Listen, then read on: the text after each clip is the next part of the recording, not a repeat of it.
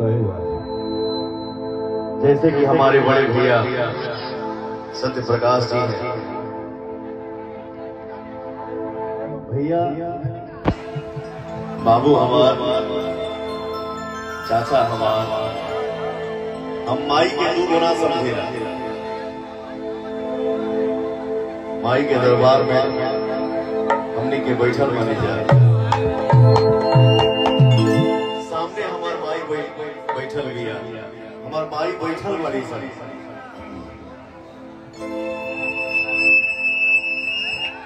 City बजा के हमार कुछ बहन बैठल बड़ी सरी, हमारे नौजवान भाई हैं, सबके पवनों पैर छू के प्रणाम करता है, वो ताली बजा के आशीर्वाद देता है।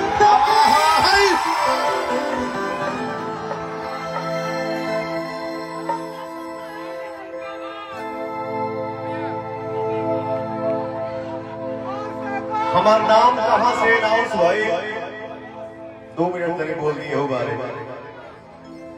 क्योंकि इसलिए बोल रहा हूं, केहू कहा आरा छोड़ के कारा काट का है, आरा कारा काट बना हुआ है, एक ही तो है, समझदारी के शाहबाद की धरती है।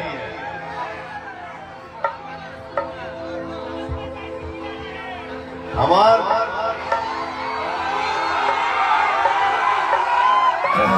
नाम कहां से अनाउंस भाई, हिंदुस्तान के भोजपुरी के कलाकार होकर चाहे हिंदी के कलाकार होकर, कौन जानी बाल लोग कि बंगाल का गाना नहीं खेलो गौरी, लेकिन पवनवे वाला को नौजवान बात करना, हमारे गाने के पता न करना शक्ति से जुड़े लगे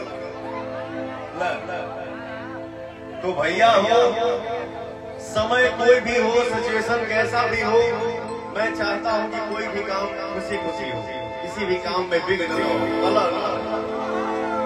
तो मैं जैसे इज्जत से पाया वैसे ही इज्जत से वापस कर दिया।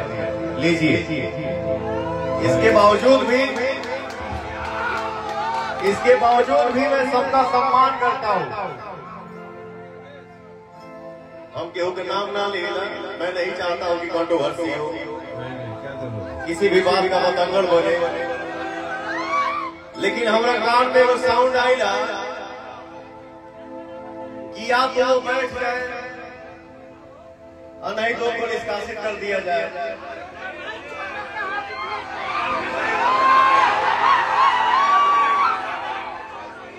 तो मैं पहला बैठने की बात जो है उस पे बोल रहा हूं कि माई के आशीर्वाद लेके जब बेटा घर से निकलल होके, सब माइंड से हम पूछा था नहीं, साथ दिया जा जवन माई आशीर्वाद देवे अपना बेटा के, आई बोले कि आज से मैं अपना बेटा कारा काट को सौंप दी और बेटा को टीका लगाई, लाल टीका लगा दी, बेटा निकल गया तो बेटा की क्यों बैठा भाई, हाथ उठा के बोला अरे हमर माई,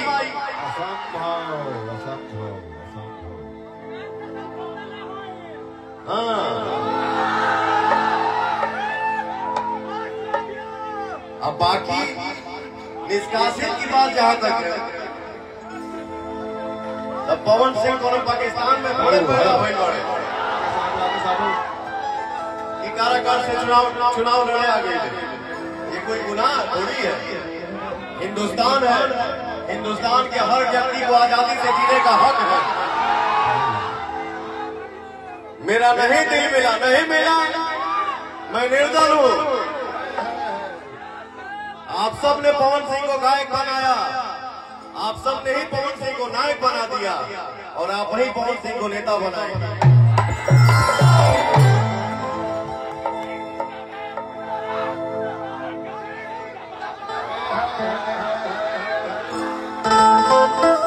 आरा हुआ, काराकाट हुआ, बिहार हो गई, बंगाल हो गई, यूपी हो गई, झारखंड हो गई, दिल्ली आज आपने पवन को वो आशीर्वाद दिया है कि आज के डेट में पवन किसी एक स्थान का बेटा नहीं है, पूरे हिंदुस्तान का बेटा है।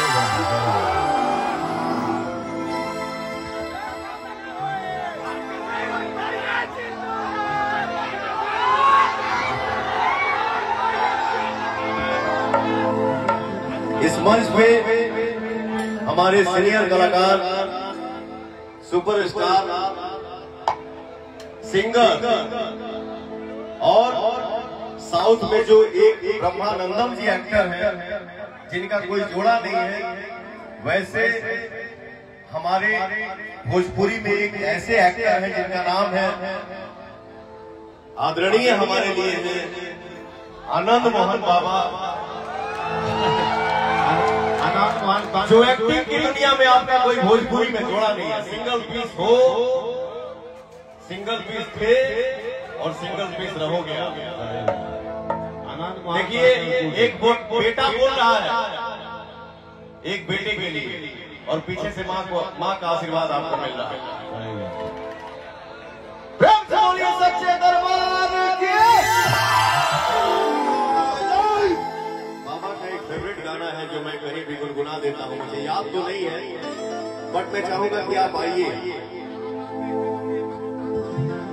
हाँ 100 बात के एक बात, एक उधर कहने के जाना कि हम बोली लेना जाता है और ऐसा नहीं है कि हमको बोलने नहीं आता है, तो बोले लगा निमन लोग चुप हो जाए, लेकिन चाहता हूँ कि हिसाब नहीं बनल रहे, सब ठीक बनल रहे, क्या बात बोल के तो खुश हो जाओ, हम चुपे आइए। हमारी जो जनता है, जो हमारे लिए भगवान है, कभी कभी कोई कलाकार के मुंह से पवन सिंह सुना है ये भी बात, कमेंट पढ़े के टाइम का, कमेंट पढ़ने का टाइम है, लेकिन पवन एक ऐसा कलाकार है जो आपका भाई और बेटा है। जो गाड़ी में बैठता हूँ कहीं जाता हूँ तो मैं अपने सारे इंस्टा का या गाना का सारा कमेंट पढ़ता हूँ और वो कमेंट पढ़ के मैं संतुष्ट हो जाता हूँ। तो मैं सोचता हूँ मुझे बोलने की जरूरत क्या, हमारे भाई में सब बोल के हमको हटा देते हैं।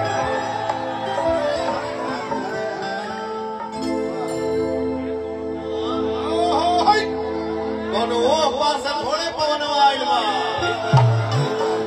साहबाद से ही पवन सिंह चुनाव लड़ रहा है और हमारे माई के, हमारे बहन के, हमारे दादा के, हमारे दादी के, हमारे चाचा के, हमारे चाची के, हमारे भाइयों के भर भर क्या आशीर्वाद मिला था। ओ भैया कोई इहो बोला कहीं कहीं से आप बाबा आवाज आई ना चुनाव लड़ा तो चेहरा पता को सीकल नहीं कहाँ से रही? हमारे भगवान जब हंसता रहे तो पवन कहाँ रही? मैं खुश हूँ, बम बम हूँ। नमः पार्वती पते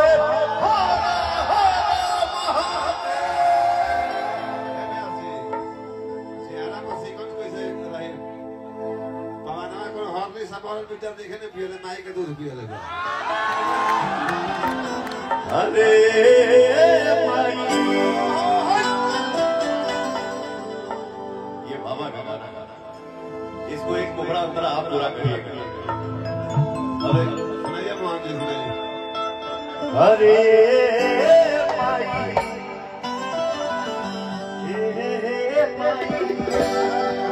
माँ तुहारी अपना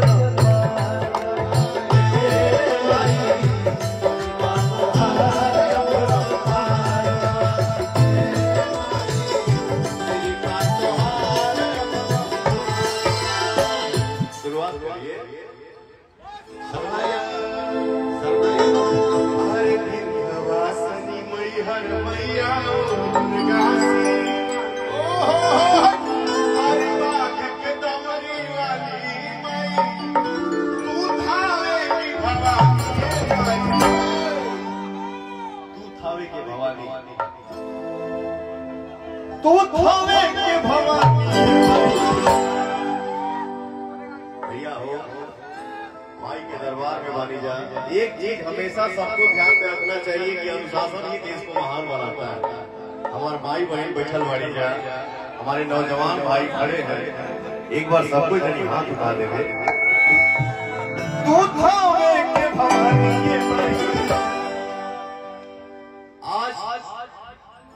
लघुआनी गांव में अपने माई के सामने पवनवा खड़ा बा। पवन के बिना बोलले जितना हमार माई बहन बैठल बाड़ी जा, हमार नौजवान भाई खड़ा बाड़ा जा, अगर एक एक हाथ उठा के सब कोई ताली बजा दी तो पवनवा समझ लिया जे कि हमार जीत हो गई। तू थामे के भगवान के महिमा तुम्हारा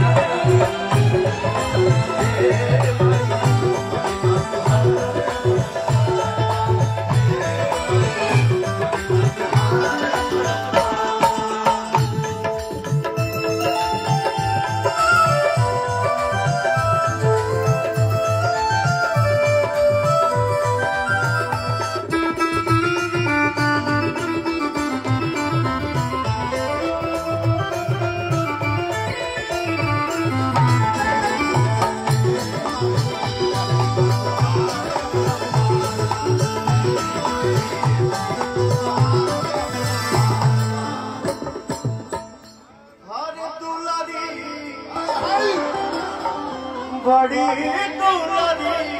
बड़ी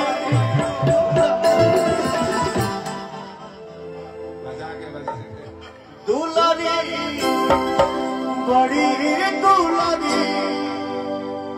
बोला तो नहीं दिन हो गया हमारा वजिया तो नहीं लग गई बा, लेकिन हम लोग माँ के दरबार में खड़े भाव होना चाहिए। बड़ी दुलारी सबका से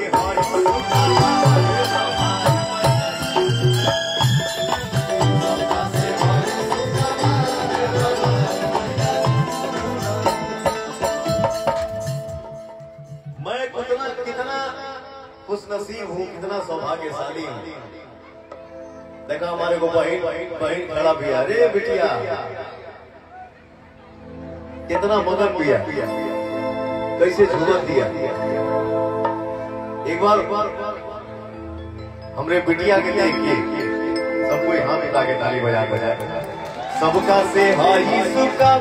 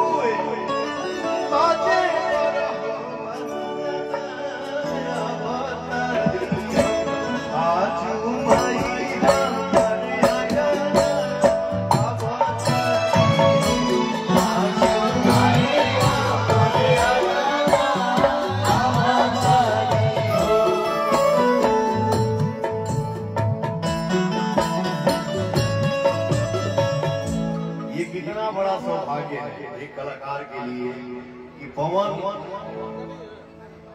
जब देवी गीत गावेला तो हमार माई बहन के देवी गीत सब याद बा, साथे गावे नहीं।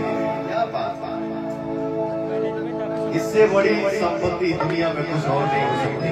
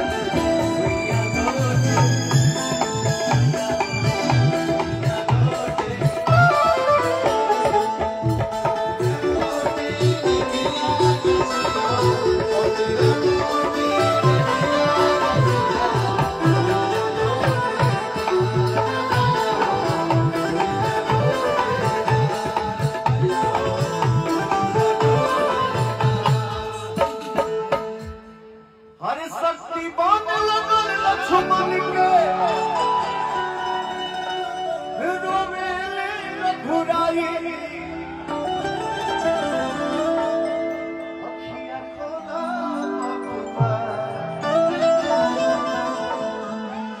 कि बोलब के छोटका भाई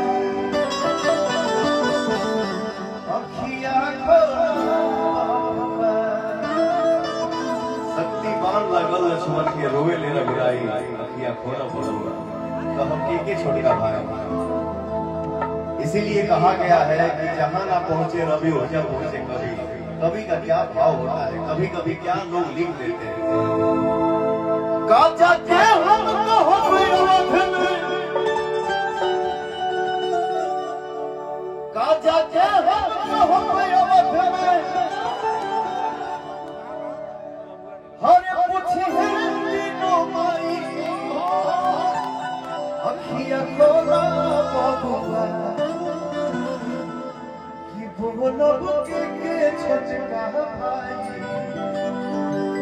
अखिया खोला लइकाई में हमने के माइया सही गोदी में बैठा ठेठ से हाथी बना एमे शहरी बने नहीं थे। ये गांव है देहाती बाटी है। हाँ एक जगह के मुंह से और सुन लिया कि पवन सिंह जीत जाइए तो अमेरिका इंग्लैंड चल जाएगी। मुझे आज भी वो दिन याद है। आज जो हमारे खड़ा करने पर तकायु भैंस को दे मुझे वो भी दिन याद है कि अजूरिया रात में रात भर पशुआ से गेहूं बनने वाले लाख में एसी में रहता हूँ बट मेरे शरीर में उतना पावर है कि दिन भर धूप में गेहूं काटते हैं। इसलिए एक भाव पवनवा ने गाया चुनाव को लेके और गाना 11 दिन 1 नंबर पे ट्रेंड किया, अभी भी 3 नंबर पे ट्रेंड कर रहा है। अरे सुना ये बड़की माई, सुना ये बड़का भाई, सुना ये बड़की माई, सुना ये बड़का भाई, काकी चाची दादा बात रखी आई करा काटे तो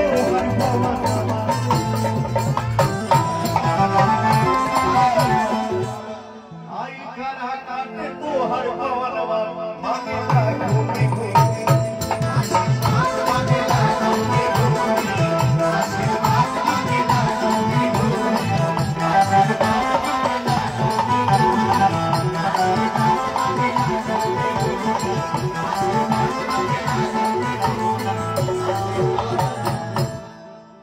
बोलिए एक बार सच्चे दरबार की